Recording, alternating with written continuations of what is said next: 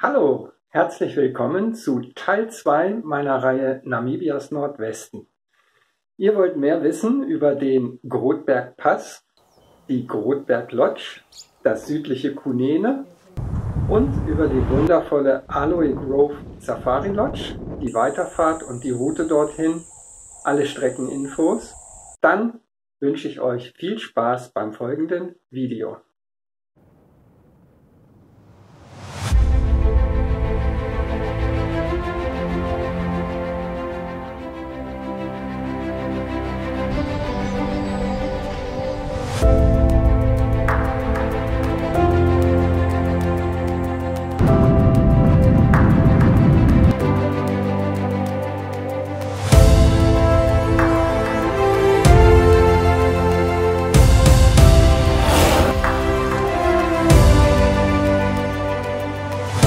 Spektakulär hier.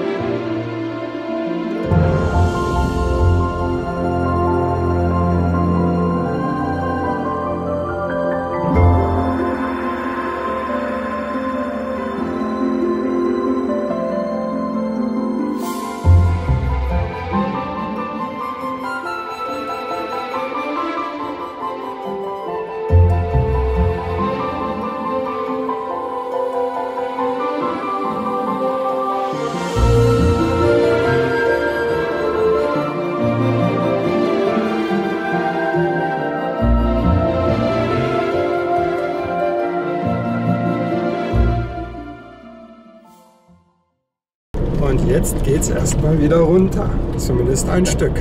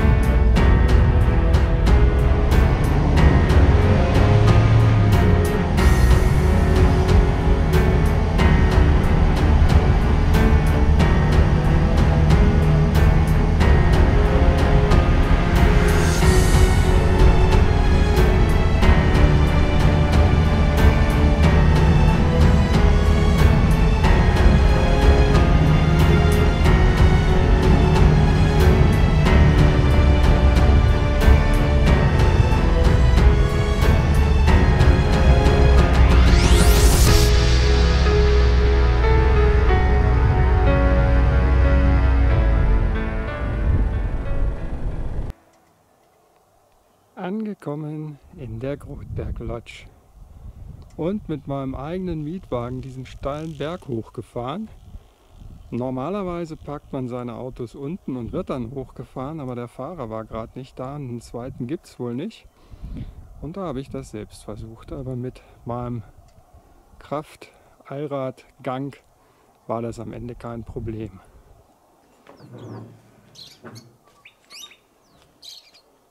Ich nehme euch mal mit hier auf meine kleine Terrasse. Ich habe die Nummer 9. Das ist richtig toll hier. Eine klasse Lage von dieser Lodge. Jetzt nehme ich euch mal mit rein. Tada! 2 schöne große Betten. Dann hinten in der Ecke ein Tisch mit Kaffee- und Teezubehör. Hier auf den Hütten gibt es keinen Strom, also zum Aufladen von Batterien, Akkus muss man seine Geräte und die Kabel mit zur Rezeption nehmen. Und hier geht es ins Badezimmer. Für Kaffee, Tee bekommt man eine Kanne mit heißem Wasser. This is your hot water. Oh, thank you very much. Okay. Thank welcome. you. See you. Okay, let's see you.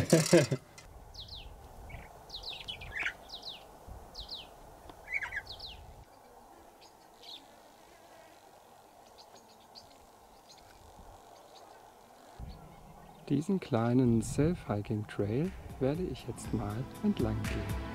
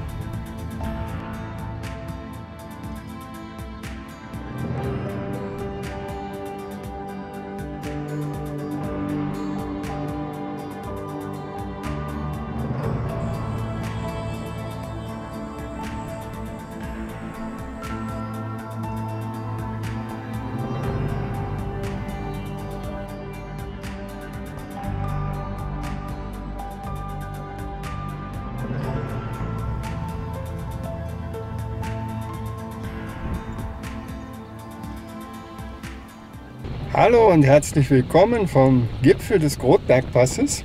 Was ich jetzt tun werde ist, es ist jetzt so circa 13 Uhr am Sonntag und ich werde jetzt einfach ein Stück zurückfahren in Richtung Parlenbach. Dort gibt es erstens eine Tankstelle, habe ich mir gerade sagen lassen von einem Mitarbeiter hier von der Lodge. Das heißt, ich kann dort tanken. Und zum Zweiten ist es die Richtung, wo man mit ein bisschen Glück vielleicht Zebras, Giraffen und mit ganz, ganz viel Glück sogar Elefanten sehen könnte. Ich werde mich da einfach heute den Nachmittag über ein bisschen aufhalten auf der Strecke.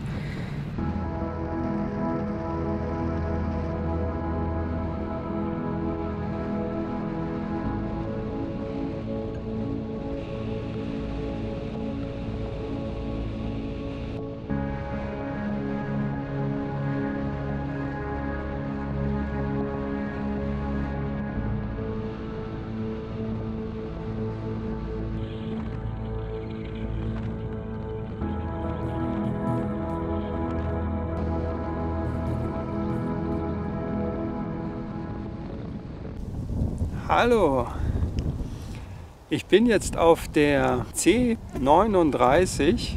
Das ist eine der Teilstrecken, die ich gestern gefahren bin, wieder ein Stück zurückgefahren, und zwar bis zu dem trockenen Flussbett des Huab Rivers. Und ja, dann werde ich später langsam einfach wieder zurückfahren.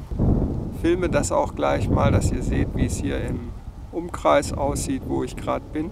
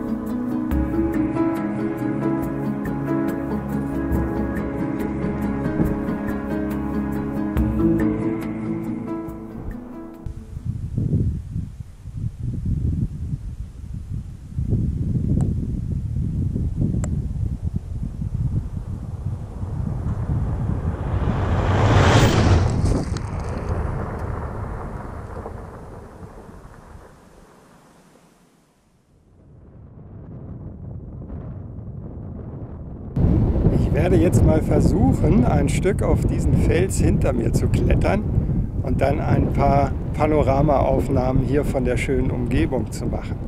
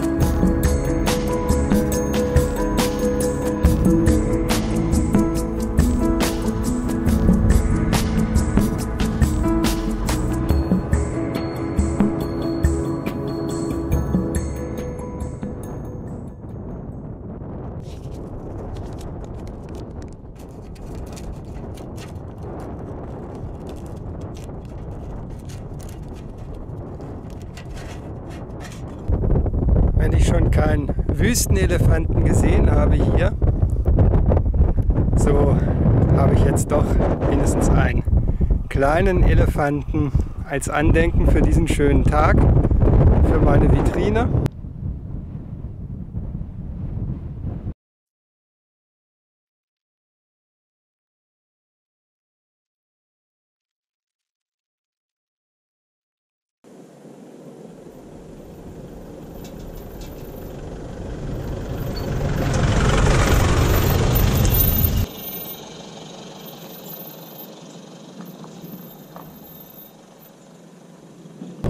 Guten Morgen vom Grotbergpass, von der C40, die ich jetzt die andere Seite herunterfahre. Die C40 führt in dieser Richtung in ca. 100 Kilometern nach Kamanjab.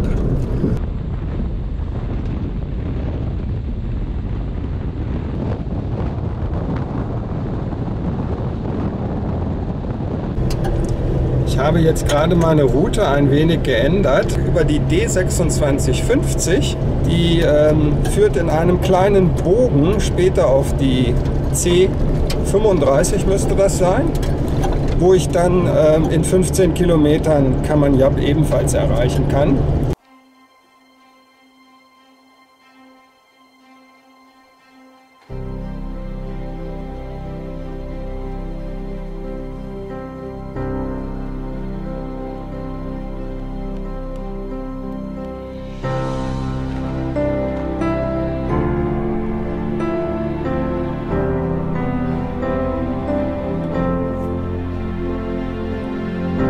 Später, wenn ich dann an meinem Ziel, der Aloe Grove Safari Lodge, nach ca. 360 Kilometern angekommen sein werde, dann werde ich euch genau die komplette Route erzählen und erklären, aufzeigen, die ich heute von der Grotberg Lodge aus gefahren bin. Ich habe hier mal eine Rast gemacht an einer so typischen namibischen kleinen Raststelle an den großen Fernverbindungsstraßen. So sieht das hier meistens aus. Oftmals ein schöner großer Baum, dann ein kleiner Tisch, 2 Sitzgelegenheiten oder 3. Ja, und hier bin ich jetzt wieder an der C40. Das ist eine tolle Teerstraße, eine wirklich großartig hergerichtete Teerstraße in einem super Zustand. Und die führt mich jetzt geradewegs nach Utsjo. Und wenn ich dort angekommen bin, das sind allerdings auch noch so circa 130 Kilometer jetzt von hier, dann muss ich insgesamt noch mal etwa 110 Kilometer fahren und dann habe ich mein heutiges Ziel erreicht.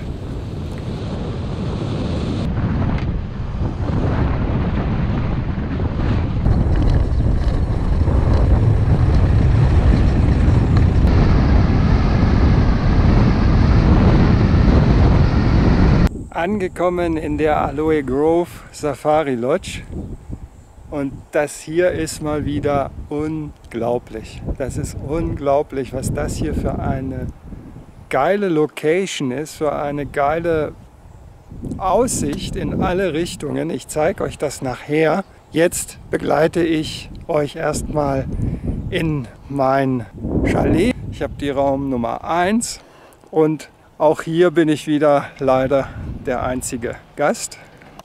Und dann gibt es hier in diesem großen Raum 2 große Betten. Dort hinten eine schöne Ecke mit 2 Sitzgelegenheiten zum Chillen. Hier einen Schreibbereich, so eine Art Schreibtisch, aber auch total cool gemacht mit diesen Natursteinplatten. Hier hinter dieser Tür steht ein Kühlschrank.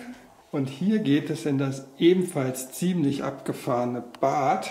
Eine große Badewanne, das wäre was für Lena. Hier eine Dusche, dort oben sieht man einen großen Regenwasser-Duschkopf, auch mit einem fantastischen Ausblick hier aus der Badewanne. Ja, und hier dann noch ein Waschtisch. Dann gibt es hier einen Essbereich und hier einen Kamin, eine komplett eingerichtete Küche. Auch immer total schön und toll hier im südlichen Afrika Kaffee- und Teezubehör. Ja, und dann gibt es auch hier diesen fantastischen Blick.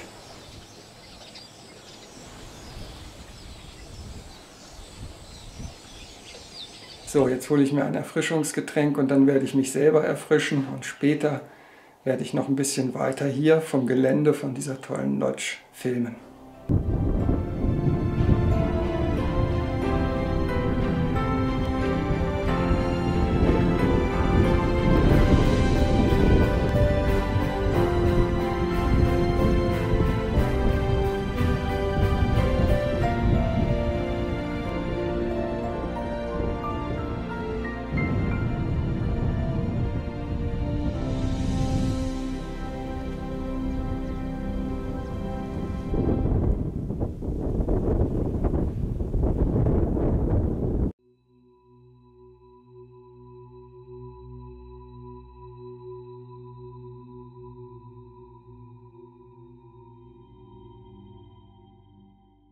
Guten Morgen von der Aloe Grove Safari Lodge.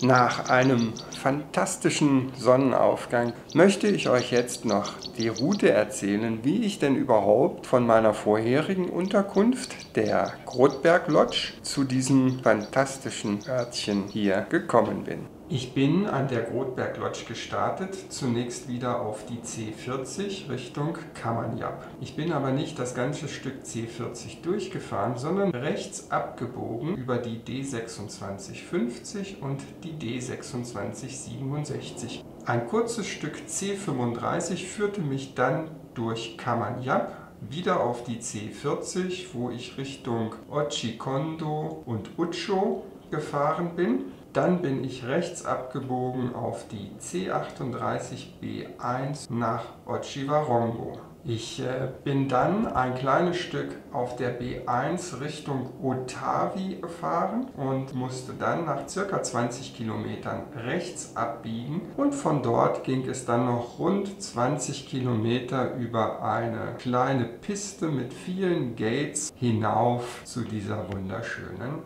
Lodge. Insgesamt waren das 359 Kilometer und ich habe das Ganze geschafft in circa 6,5 Stunden.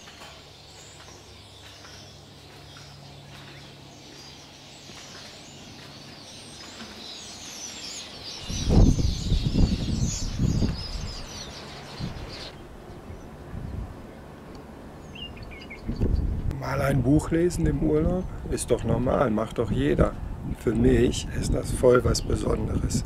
Bislang habe ich jedes Mal nur ein Buch mitgenommen, habe aber im Urlaub keine einzige Seite daraus gelesen. Dieses Mal werde ich tatsächlich das Buch, das ich mitgenommen habe, lesen, denn ich habe mir heute nichts weiter vorgenommen als zu chillen. Später noch einen schönen Spaziergang zu machen, hier auf dem Farmgelände hin zu einem Wasserloch, einen kleinen Rundweg. Das mache ich so gegen 17 Uhr. Wenn es nicht mehr ganz so heiß ist. Und bis dahin werde ich einfach nur nichts tun.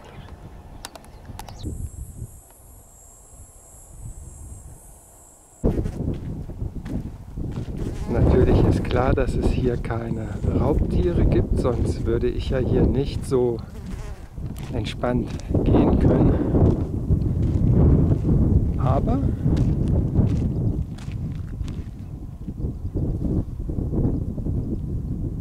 da habe ich einen Laut gehört. Es ist schon ein bisschen... Oh, da scheint ein Gnu zu sein.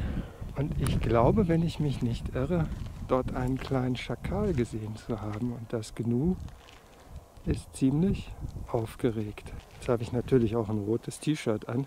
Ich Idiot. Also ich glaube, ich gehe da mal nicht weiter auf das Wasserloch zu.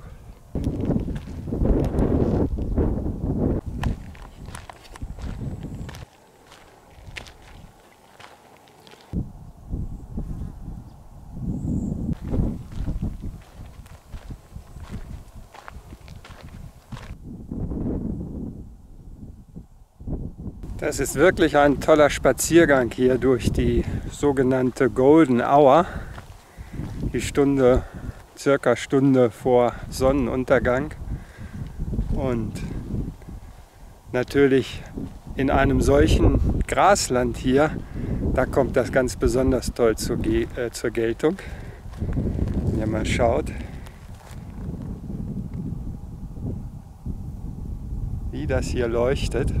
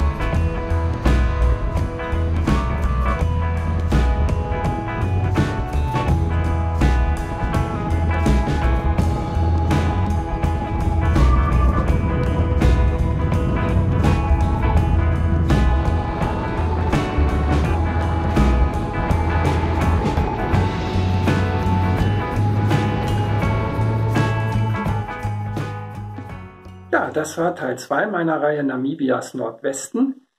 Im nächsten Teil freue ich mich ganz besonders, da geht es in den Etosha Nationalpark, einem der schönsten Flecken dieser Erde, zumindest für mich.